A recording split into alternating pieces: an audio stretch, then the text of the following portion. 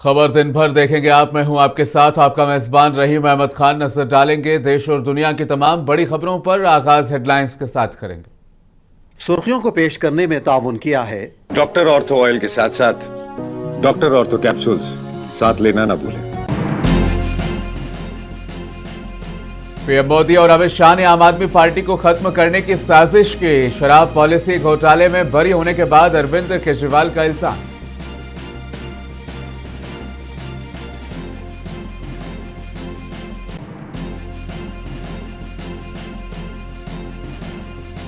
CBI ने Delhi high court में दायर की एक अपील। शराब पॉलिसी केस के मुलजिमीन को बरी किए जाने के फैसले को किया चैलेंज।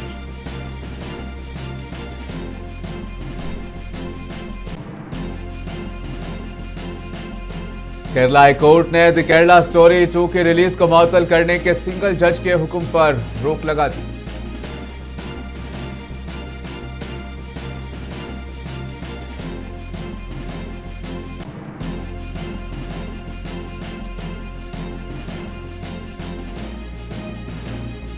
केरला हाईकोर्ट ने द केरला स्टोरी 2 की रिलीज को मुअत्तल करने के सिंगल जज के हुक्म पर लगाई रोक।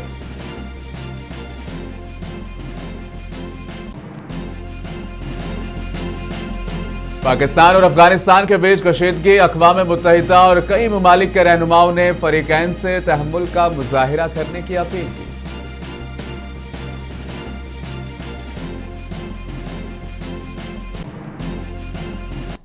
अरविंद केजरीवाल मनीष सिसोदिया शराब पॉलिसी से मुतालिक मुकदमे में बरी हो गए हैं। अदालत के फैसले के बाद केजरीवाल ने मीडिया से गुफ्तगू करते हुए कहा कि उनके खिलाफ पूरा मुकदमा फर्जी था और उन्हें जानबूझकर एक झूठे केस में फंसाया गया। पेश हुई रिपोर्ट। दिल्ली की एक अदालत ने साबिक वजीर आला अरविंद केजरीवाल, साबिक नायब वजीर आला मनीष सिसोदिया और 21 दीगर को दिल्ली एक्साइज पॉलिसी केस में बरी कर दिया। अदालत ने सबूत की कमी और तहकीकात में संगीन खामियों पर सीबीआई की चार्जशीट का नोटिस लेने से इनकार कर दिया। मुकदमे में बरी होने के बाद दिल्ली के साबिक वजीर आला और आम आदमी पार्टी के कौमी कन्वीनर अरविंद केजरीवाल ने दावा किया कि आजाद हिंदुस्तान की सबसे बड़ी सियासी साजिश रची गई ताकि आम आदमी पार्टी को खत्म किया जा सके। उन्होंने वजीर आजम नरेंद्र मोदी और वजीर दाखिला अमित शाह पर संगीन इल्जामात आयद करते हुए कहा कि उनकी छवि खराब करने के लिए मुसलसल कोशिश की गई और टेलीविजन चैनलों पर उन्हें बदउनवान साबित करने की मुहिम चलाई गई। उन्होंने कहा कि पार्टी के 5 सरकर्दा रहनुमाओं को जेल भेजा गया और एक बरसर इख्तिदार वजीर आला को उनके घर से गिरफ्तार करके कैद किया गया, जो मुल्क की तारीख में गैर मामूली वाकया है। अरविंद केजरीवाल के मुताबिक उन्हें 6 माह तक जेल में रखा गया, जबकि साबिक नायब वजीर आला मनीष सिसोदिया तकरीबन 2 बरस तक कैद में रहे। मीडिया से गुफ्तगू करते हुए केजरीवाल जज्बाती हो गए।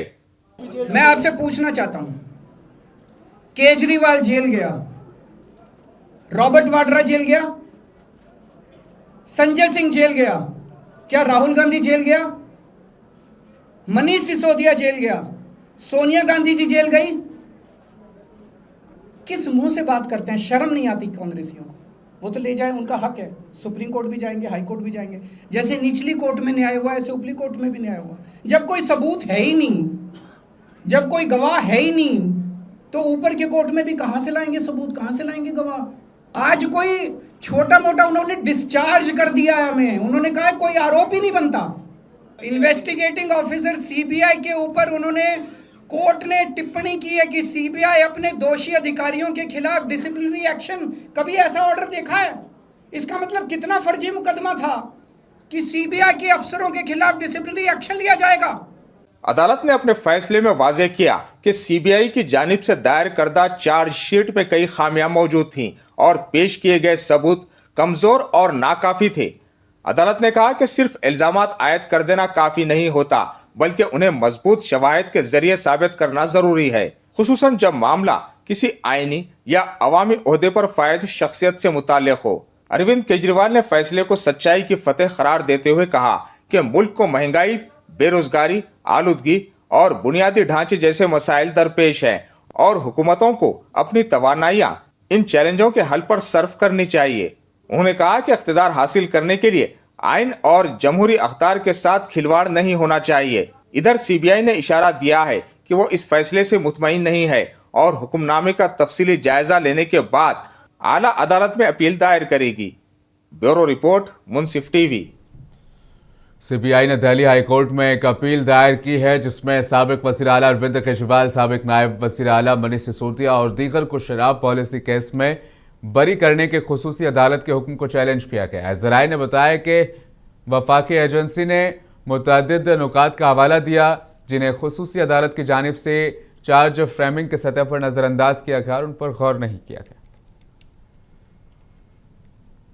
आम आदमी पार्टी लीडर आतिशी का कहना है कि यह अदालती हुक्म जाहिर करता है कि सच्चाई का रास्ता मुश्किल हो सकता है, इस पर जद्दोजहद हो सकती है, लेकिन आखिरकार सच की जीत होती है। आज के अदालती हुक्म ने मुल्क के सामने दो चीजें रख दी, एक बीजेपी की साजिश और दूसरी अरविंद केजरीवाल की ईमानदारी का यह आदेश दिखाता है कि सच्चाई का रास्ता मुश्किल हो सकता है, उस पर संघर्ष हो सकता है, लेकिन जीत आखिरकार सच्चाई की होती है। आज कोर्ट के आदेश ने दो चीज़ें देश के सामने रख दी, एक बीजेपी का षड्यंत्र, दूसरी अरविंद केजरीवाल की ईमानदारी। देखिए, अरविंद केजरीवाल पे झूठे आरोप लगाए गए, उन पर कीचड़ फेंका गया, उनको भ्रष्टाचारी कहा गया।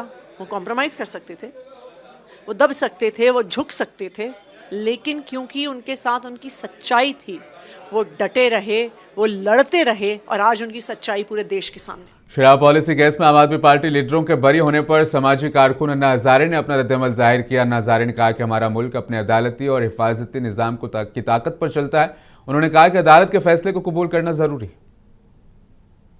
न्याय व्यवस्था के आधार पर चला है। न्याय व्यवस्था ये सर्वोच्च व्यवस्था है। इतना बड़ा देश है, पक्ष, पार्टी, जाति, पाति, धर्म, इतना बड़ा देश है, फिर भी सही सलामत चल रहा है। इसका कारण न्याय व्यवस्था है। न्याय व्यवस्था के आधार पर हमें चलना ही पड़ेगा।